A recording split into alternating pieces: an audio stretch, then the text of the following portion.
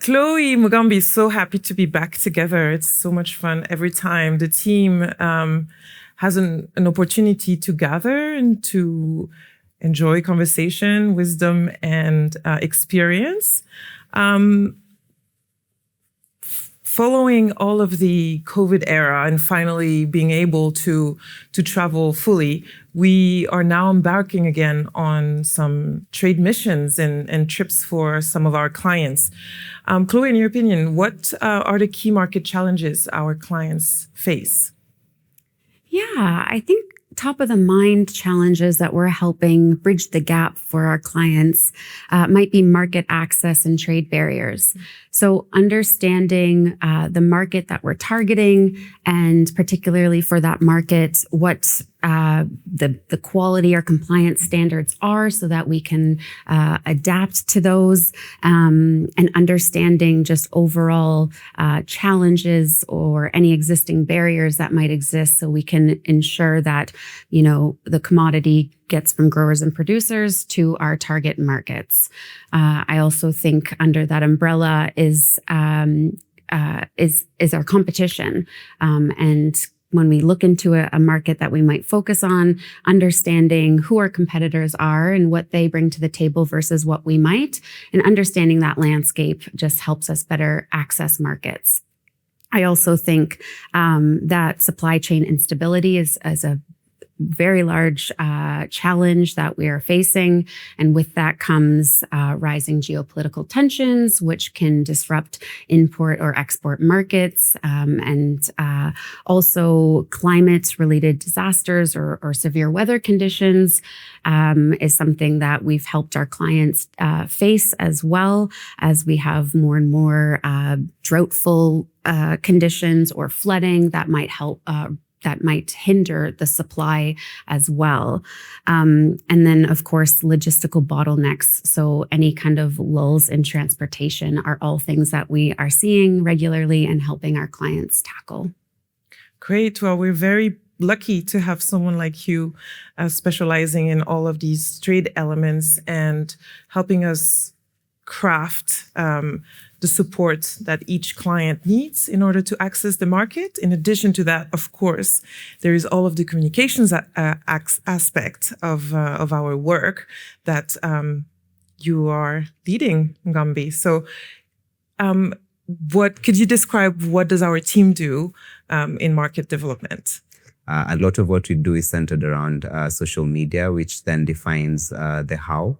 So looking at social media, there is a lot that we do there, from, content development to using the advertising platforms to drive awareness. And this cuts across different platforms like Meta. So we have Facebook, we have Instagram, we have Google, and in there we do have YouTube. So we want to understand for the people that we want to communicate this to, where will we find them? And that creates the space for which then we want to, develop content around, and also ask the question, what content makes sense?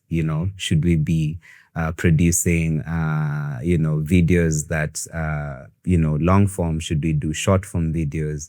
How much time do we have with consumers to actually uptake these things that we're creating? The goal being to drive awareness and engagement, in most cases, getting us to a point where we start developing feedback also that helps shape the market development narratives. So the key word over here is understanding the landscape for our clients, understanding the audience, and the approach that this audience requires for us to communicate effectively.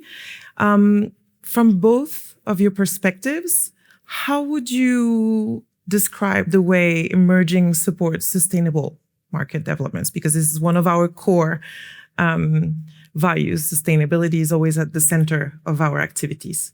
A lot of what we're doing is, as you said, trying to understand our market landscape so we can better adhere to what consumers are looking for, because that differs due to cultural differences, dietary differences, depending on the market we're accessing.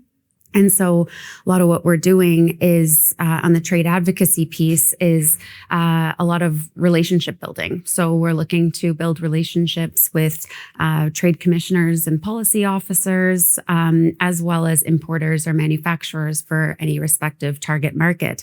And what that does is better inform us as to what the consumers are looking for that particular market. So we can better adhere our strategy to accommodate to that.